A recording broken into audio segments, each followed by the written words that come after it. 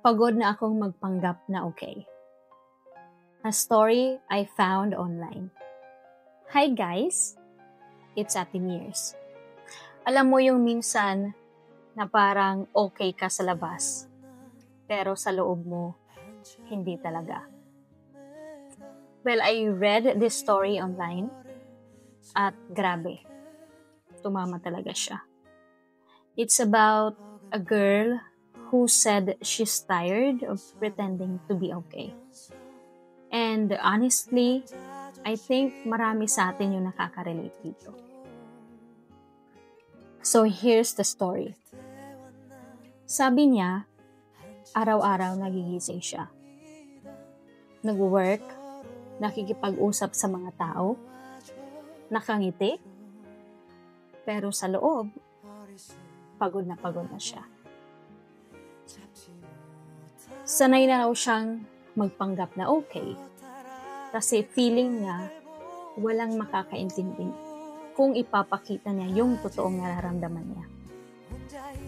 Pero lately, she said she's tired. Sabi pa nga niya, I don't even know who I am when I'm not acting okay. At nung nabasa ko yon, napahinga talaga ako ng malalim. Kasi, to be honest, ako man din ay nagiging ganyan. So, kahit noon pa nagtatrabaho ako, before pa ako nag-virtual assistant,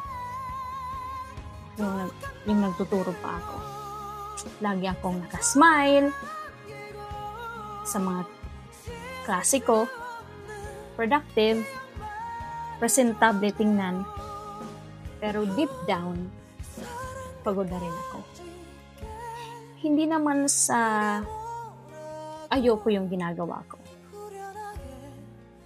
Pero kasi, minsan, paulit-ulit na lang.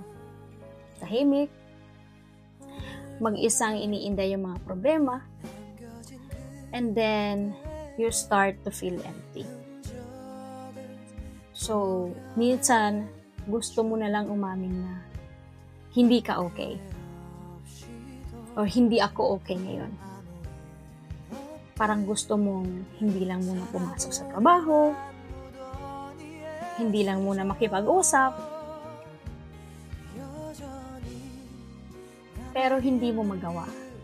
Kasi feeling mo, kailangan mong maging matatag palagi. Pero you know what? The real strength isn't pretending.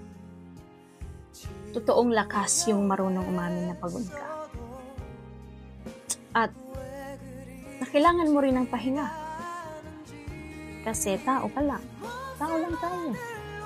And that's okay. So kung ikaw to, kung pagod ka na rin na magpanggap na okay ka, please know, hindi ka nag-iisa. Marami tayo. Okay lang mapagod.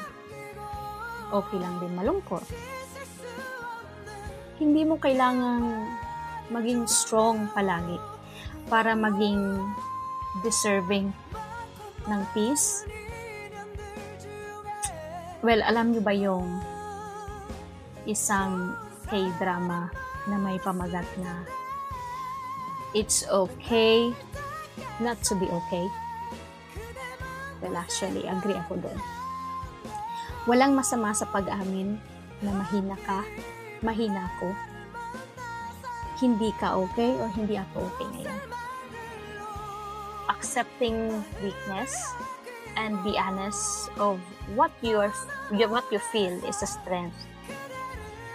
Minsan kailangan mong huminga. Minsan kailangan mong magpahinga. Tapos bukas, subukan ulit. Kahit dahan-dahan lang. So that's the story for today. Thank you for watching and thanks for listening. So if may story ka rin na gusto mong share, something real, something that from the heart, you can send it to me. Well, I'd love to hear it.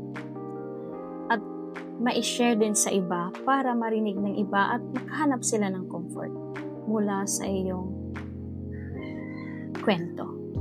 Kasi yung kwentong akala mo na simpleng sakit lang at sa tingin mo ay hindi dapat na ibahagi o malaman ng iba, yan ay pwedeng maging lakas ng iba.